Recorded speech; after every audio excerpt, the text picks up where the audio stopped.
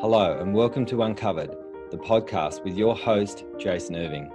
Join me in a journey to understand what's truly happening in your world and the world around you. This is not about how you're living life on the surface. It's about what's truly driving you from under the covers. I'm going to take you on a journey to deeply uncover the reason why you are here, the ultimate purpose in your problems and the way that they have shaped your life up until now. See, I believe you have a purpose, and your problems are the highway towards ultimate realization of that journey towards freedom and the reconnection of your true self. I've been told I have a different spin on most things, and I'll be giving you my understanding of life, love, and what we're all here for, purpose. To get the best out of this podcast, drop what you already know so you can discover what's beyond you. So join me, let's play this game of life and bring on liberation, transformation, and change. Let's do this. Hey guys, welcome to Uncovered. I have an amazing treat for you today. It's Kate Ticehurst. I am so excited to talk to you today with your passion and what you're here for and what you're here to do. Welcome, Kate, to Uncovered. Thank you so much for having me, Jace. I'm really excited to be a part of it. I've been listening to lots of the podcasts and there's been some really great stuff there. And now it's you. You're the great stuff today.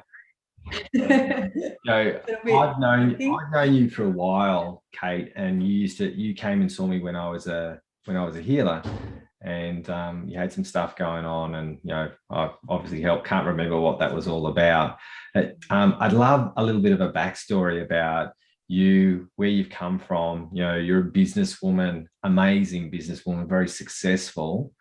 Tell me about your background in business so people get a bit of a knowledge about how amazing women can be mothers and entrepreneurs and business women, and they can achieve what they want.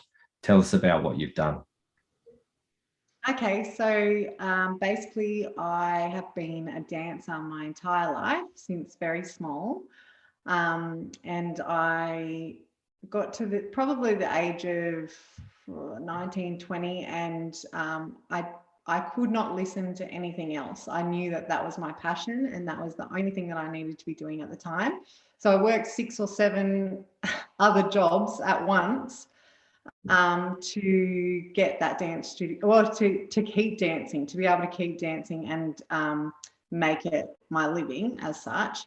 And I didn't actually ever really think that I would become a dance studio owner. I knew that I loved dance and loved music, but all of a sudden I ended up getting a really good following, and I realized that I had a passion for teaching other people to dance as well, especially beginners, because people have such a fixation on not being able to dance, and that they literally can't. And I truly believe that it's a bit mechanical. It's definitely brain, but it's a mechanical thing that you can learn how to do. I love the fact that you've said that, Kate, because I remember that the last time I saw you, you were dancing in the street of Civic with the amazing garb on, and you're just this amazing person. Like, you saw my face and I saw you. I was like, "Hey, Kate, how are you?" And you just had this glow about you. And what I know that I got to meet around you is you give permission for people to actually have that glow. So, helping beginners, helping people actually feel comfortable, especially not just dance, because we're talking about comfort with bodies here. Yeah, 100%. And, for you to be able to, show and share a comfort that most people don't get. Like, you're not just a dance teacher. Weren't just a dance teacher. You were a person who really helped people feel comfortable in their skin, in my opinion. Am I correct?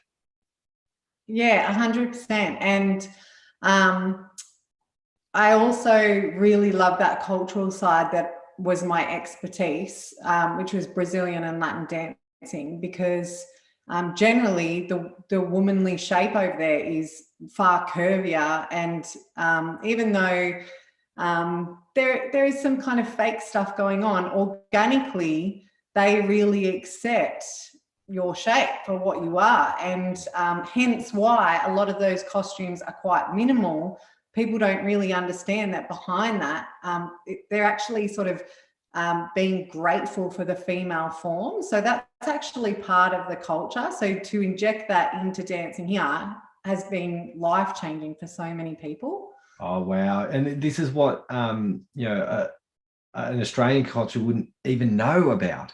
Yeah. In fact, it's the opposite in dancing, in general. Yeah. You know, it's the smaller, the better here. Yeah. And whereas it's a different idea, which is comfort is better. Right. Yeah, and that plays a part in the culture and the stories of the dancing, and yeah, so that made it really easy for me to be able to help people feel confident about their body. Those dance forms really embrace that. That's fantastic. And you know, from a absolutely amazingly successful dance studio in Canberra, what happened next? What did you choose to do? So I ran that dance studio for 10 years. It started with maybe 20 people. Oh, no, it started with 3 or 4 people in each class, 2 classes a week.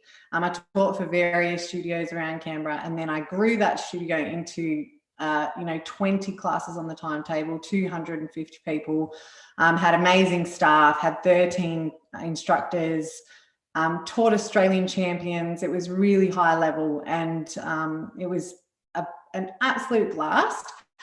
And then at the 10-year mark, I started to feel as though my passion was not necessarily with dance. I was using dance as the tool, but I was actually coaching people mentally, personally, to be able to dance, but I was seeing other emotions come out of them that they needed to feel to be able to dance a certain way. So that's kind of when I started looking at the academy and its work with emotions, because I've really felt like I had a calling there. That calling became bigger than the dancing for me. Yeah.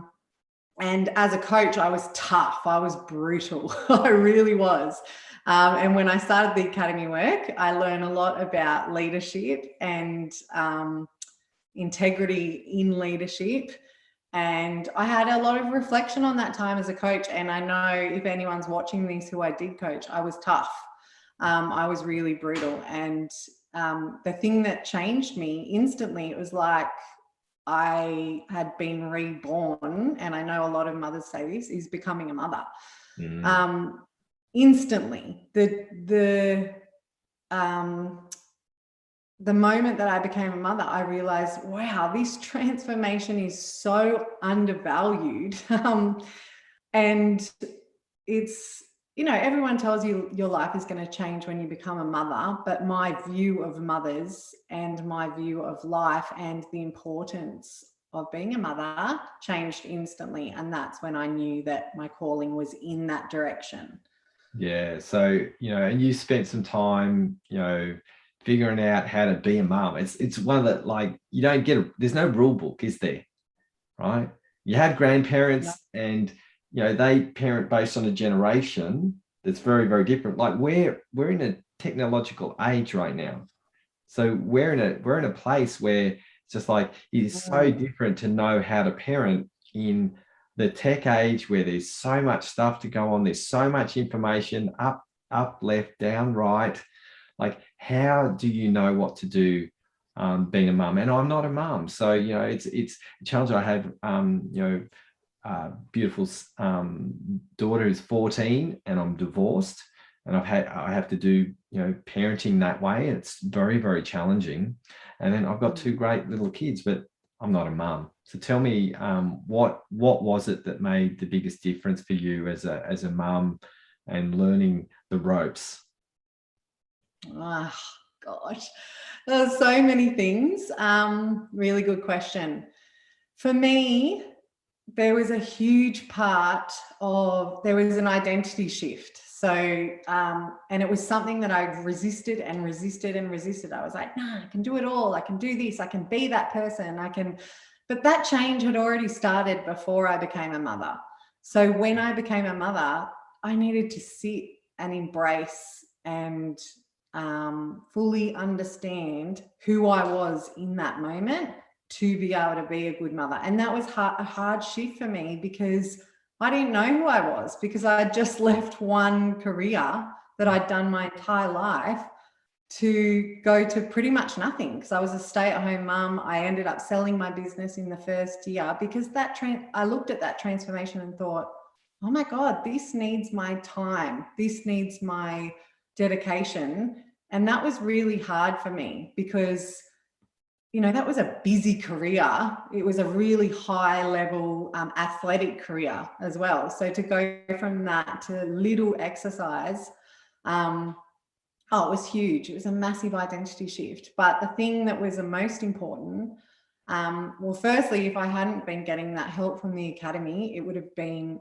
far harder to go through that identity shift. I had no idea what was happening, and I remember you told me what was happening. Yeah.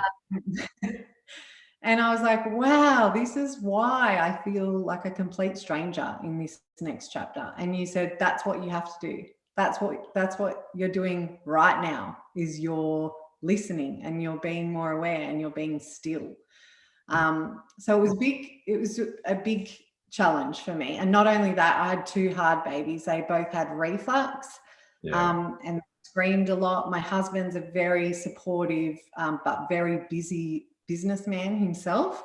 So he went back to work very early, and I found myself with doctors saying, okay, look, you're feeling sad. Do you need drugs for this? And I'm like, yes, I'm feeling sad because this is hard. Motherhood is so hard. And how does it feel like the model's coming and saying, hey, would you like some drugs with that? My ex-wife said she was feeling that she was struggling, and the doctor said, would you like some drugs with that? And I was just like, it's like having some extra fries in your order when you're having a conversation, isn't it? Yeah, 100%. And the other thing that I have, been doing some research on is postnatal depletion versus postnatal depression. And they're actually really different things. Yeah. And the brain actually scientifically looks different. A postnatal depressed brain, it actually looks different to a postnatal depletion brain. Wow. So in the science world, I've been following Dr. Oscar Serrelat, who specializes in postnatal depletion for women who have gone 10 years feeling depleted because they're not eating properly, drinking properly, whatever. And they're often diagnosed depression drugs because, of course, they're not feeling good because they're not taking care of themselves in the right way. So that's kind of drawing me to that as well. Like, as soon you stop caring for yourself as much because you're sinking everything into your little people. Yeah, and look, I'm really passionate about this with women, because I used to be the person I'd have women come and see me in that depletion, feeling depressed. They had nothing but their kids to actually look after. And that can be really depressive, because you lose this identity and role for you as a person individually, and you become an extension to your kids. And that can be very, very challenging, especially when you've been an entrepreneur for 10 years and then you become still. And then you've got this fire burning. And then there's this thing that I'd love you to talk about, Kate, is mother-based guilt. Give us a little bit of insight about the guilt that you were experiencing about maybe not wanting to be with the kids all the time and that sort of thing. What tell me about mother-based guilt, because we don't do that. Guys don't have that guilt running like mums do. Can you tell me what that is, what was for you specifically? So I think it's a bit of a generational thing, as well as kind of a career-based thing for me. And I know guilt is a huge thing for so many mothers. But my mother had 5 children, and she was originally a nurse, and her career sort of went to the side when she had her children. And so she was a stay-at-home mum for a long time with us.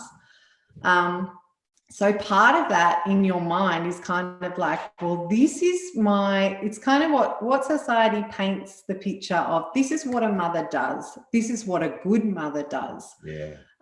So it's designed for you to fail within that.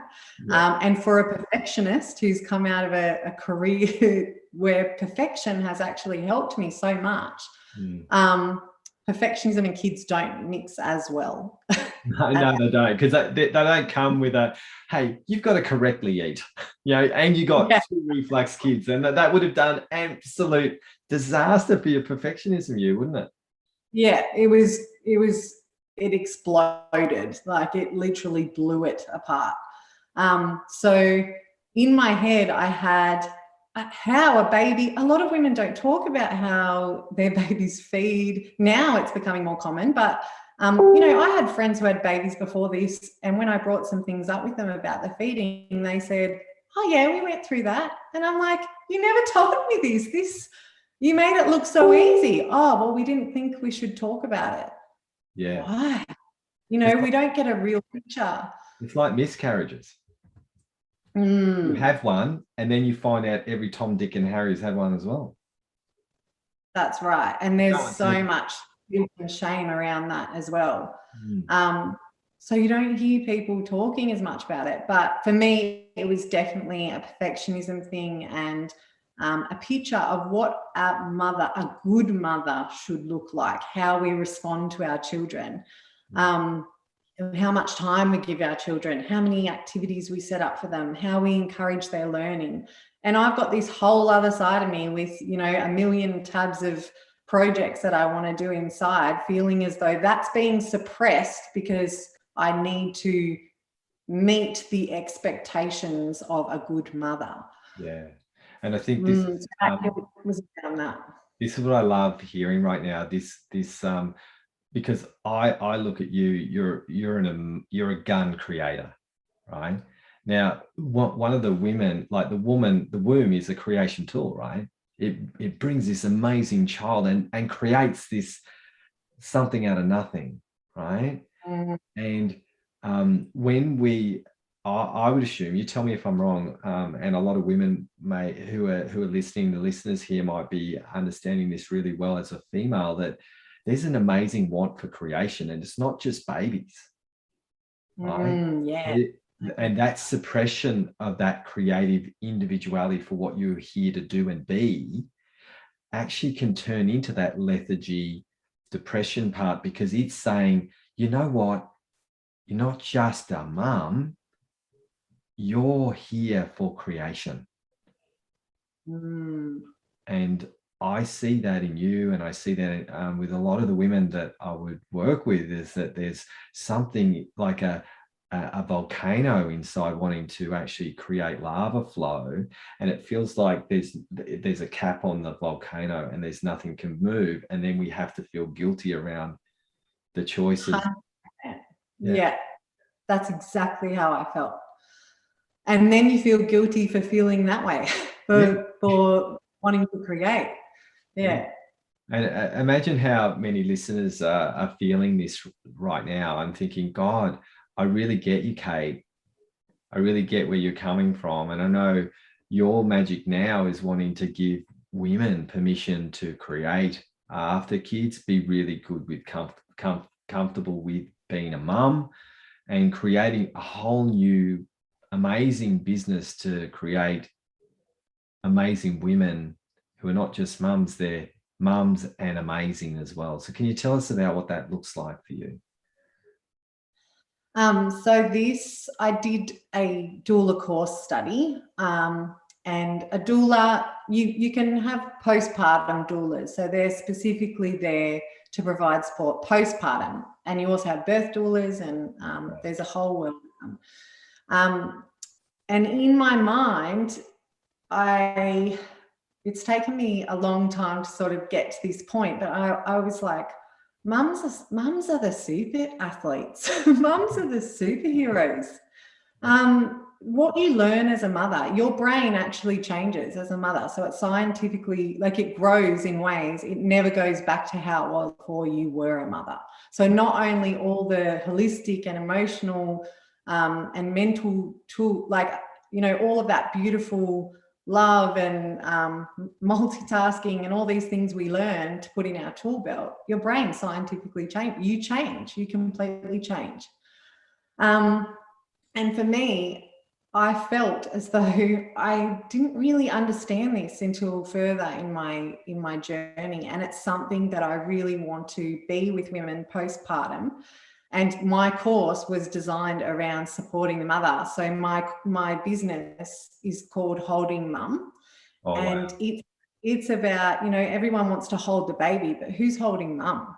Because mum, I just got goosebumps myself. Oh, me too. My whole back just went, holy shit, that is the best business name ever. No one, like, only a Kate could actually pick something like this. That's so good. Yeah, I just, that's exactly how I feel, because you know, everyone comes to see the baby and it's beautiful, and that sport is beautiful, and everyone says, yeah, it's hard, you know, but I'm like, far out, there are so many facets of hard within that, of becoming a mother.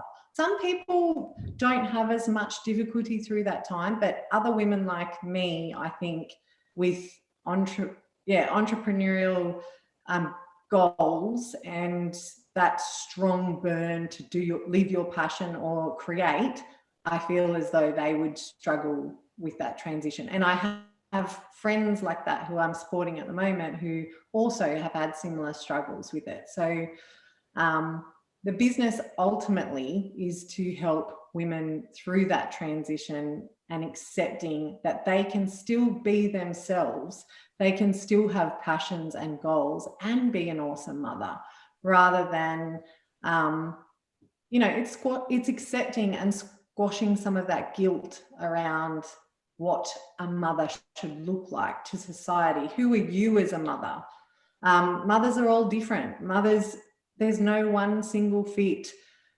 So I really want to help women understand who they are as a mother as well, not just I'm a mother. That's, you know, which is beautiful. Also, some women feel fulfilled in that, and that's amazing. Yeah, and I think that's really, really good, because you know you're providing a service that is actually really needed right now in this day and age. Because look, the mums were always with the daughter. That's dropped away, especially in Australia. You know, so it's like, here I am, I have my home, I'm isolated from everyone, I've got to figure this out myself. And you sort of want, not necessarily grandma sort of mum mentality. We want someone who's actually more sitting in the wheelhouse of mothering at the age that makes sense too. I think that you're helping from, you know, an entrepreneurial level, and you're also helping from your own experiential level, and at the time of this day and age as well. Because yes, you know, generationally it is different. You know, even 10 years ago having kids to now is different. Right. And so it's an amazing cause that you've got, Kate, because one thing I know about you, anything that you touch is going to turn to gold, and everyone who you touch is going to get the best human available to help, because your perfectionism is awesome. You're always going to improve and make things better for your clients. And mums are the superpower. You know, we had Father's Day just recently, and I feel a little bit like, yeah, we don't do that much, right? Compared to mums. I'm just like, why do we even need to have this day? Like, I know I've created a role as a dad, and I'm a great dad, and you know, I do a great job as a dad. I admire my wife, and I admire all the mums out there so much more than what dads do, because we do less.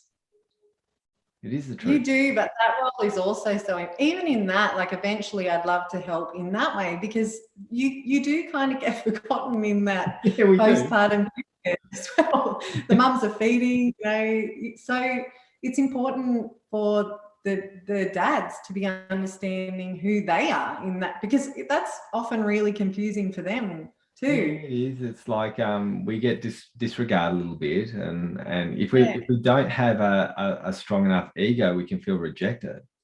Right? Yeah. And I know the role that I was playing when Anya was having Liam, and the importance of Liam in Anya's life at the time. I knew that I was on the back burner. But I'm mature enough to know that I was on the back burner. It was okay. Yeah, and you have that different perspective as well. Like you've got, that would have been interesting because you could support her in different ways. Whereas, you know, a lot of new dads go, "Oh, the baby hates me." You know, he's just a little creature that hates me when it comes my way. So that's important too, I think. Yeah, it is. And I think as a journey, I remember as a dad, like Liam was like, she's mine. She's mine. I'd be like, righto, yeah, she's yours. You can have her. I don't need her. Right?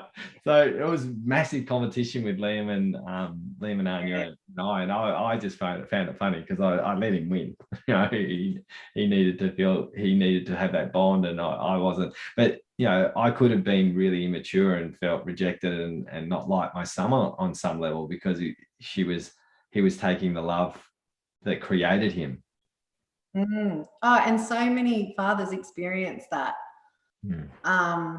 And it's not often well communicated between couples either. So that's something, there's so many facets of that business. Like eventually, there's no rule books, but there's no info about what you just said. There's no, you know, a lot of dads go, "Oh, that's common," because no one talks about it. No, that's right. And look, this is what I love about you, Kate, is that I see you as a woman of courage. Right? I see you as a woman who's willing to say the thing that's not being said.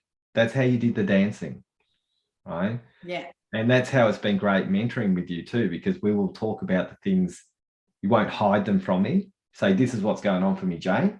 I'll go, great, because I know there's always going to be transparency and honesty within the two of us when I've been helping you with your problems, you know, and that's what I love about you, because you'll be able to go into those areas that are taboo and not talked about and actually open a doorway for people to actually express those things and heal from them as well.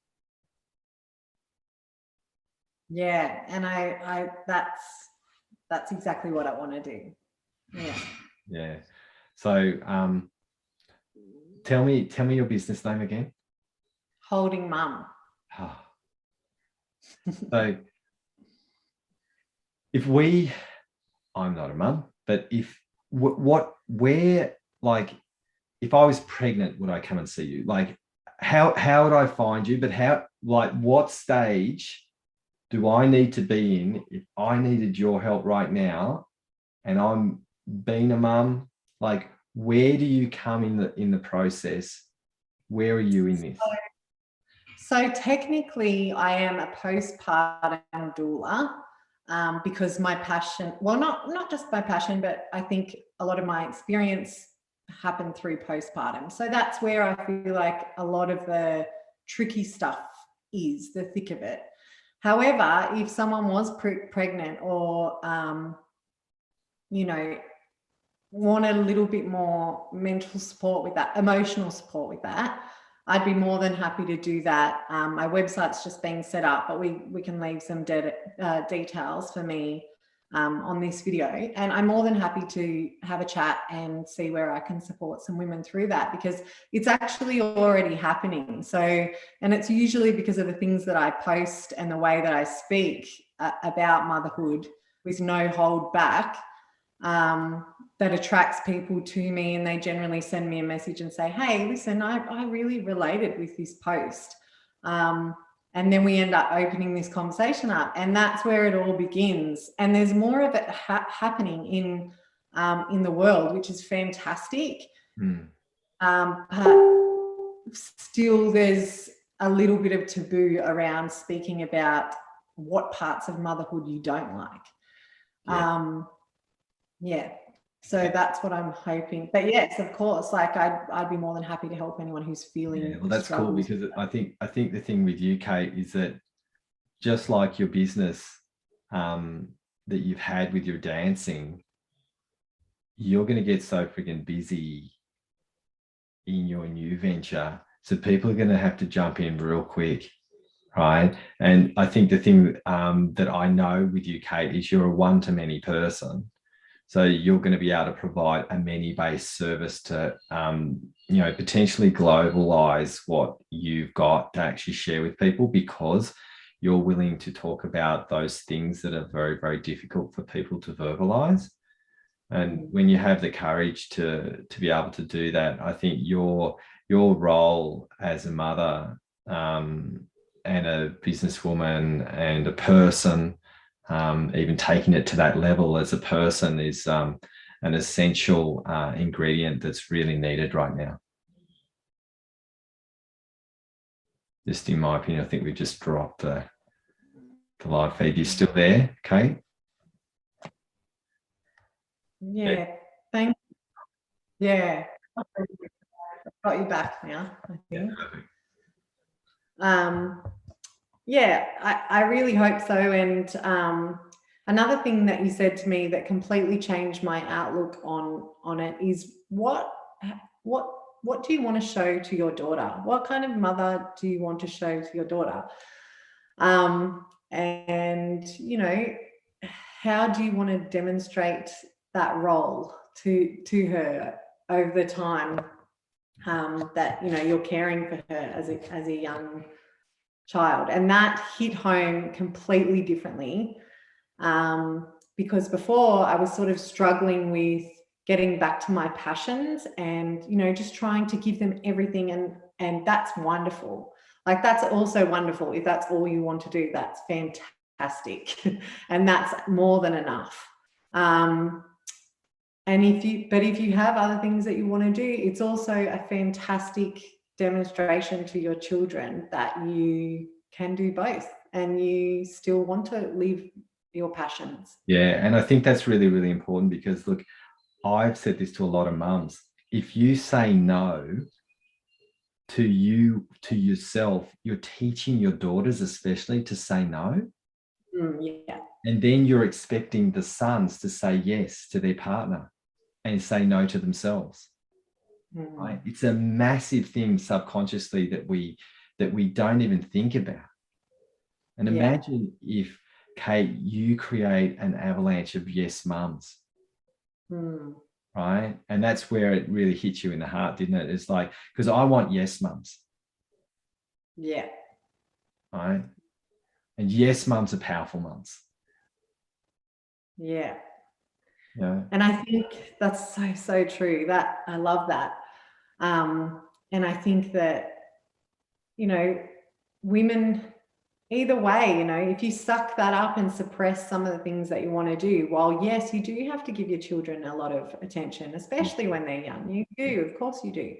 But suppressing it eventually, when your kids leave the nest, I think there's a whole different transformation that comes in, and it will have to be dealt with down the line. That will be another identity shift. Yeah. It's a big one, isn't it? Because, I've been working with people from all walks of motherhood and fatherhood. And, when the kids are flying the coop, the mum doesn't know what to do with themselves if they've lived vicariously through their kids. So it's a really, really important understanding, mums, to make sure that you don't base all your wins on your children, because then you'll lose yourself in the whole who am I when they do fly the coop and they're gone, because they will go eventually. And if we can create stages, and some people create stages very quickly, and some people need to be staged as they're starting to develop themselves again, that's independent of their children.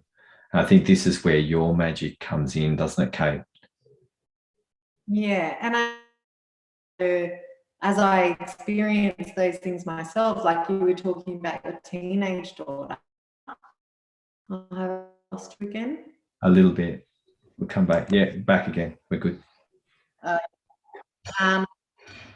You know, I haven't experienced teenagers, and I'm sure that's a whole other transformation. So, you know, there's all these stages of personal transformation through having children and staying in touch with who you are aside from that. And I think that's what's important, and that's what I want to work in ultimately. Yeah, and that's fantastic, Kate. So look, what I'd love to be able to do is we're going to get all your details so we can put them in the show notes. I don't even really, Kate, I don't even know what show notes are, but someone else does that for me. You guys, you'll get show notes and they'll have Kate's details in there. So you can find Kate and get some help from her if you need it. Because look, Kate's one of those people, you get to meet her. She's authentic, she's honest, she's caring, she's kind, she's smart, she's capable, she can do anything. And she's one of those just ultimate creative mother-based women, right? Or women-based mums, whatever we want to be called. You've got it all, Kate. And I really appreciate your time today. I know it's really valuable. You're a very busy woman. And thank you so much for the listeners getting an opportunity to, to understand how important your magic is at this time as well. Thank you so much. And thank you for having me. It was so important to me to share the message this way with you and the questions that you asked, because that is ultimately the core of, of why we're talking about this, is to get other mothers to understand that, they can follow their passions and their drive as well, and talk more about the difficulties. That's exactly right. So guys, if you want to watch this podcast and see Kate, there's a couple of ways that you can do that. I've got a website called www.wellnessbreakthroughacademypodcast.com, so you can actually see us through this podcast. I also have a awareness leadership evolution this is being live streamed to at the moment, and I'll give you all the details. So I'd love it if anyone likes this, listeners, if you know of someone who really needs some help, a mum who really needs some help right now and is struggling, like and share this, please, because sometimes your like and share to the particular person could actually completely change their life. And I know Kate's a life changer, and this is why I got her here on board today. And catch her, find her, and get help, because she'll change your life for the rest of it. So thanks, Kate, for jumping on today. Thank you so much for having me. Pleasure.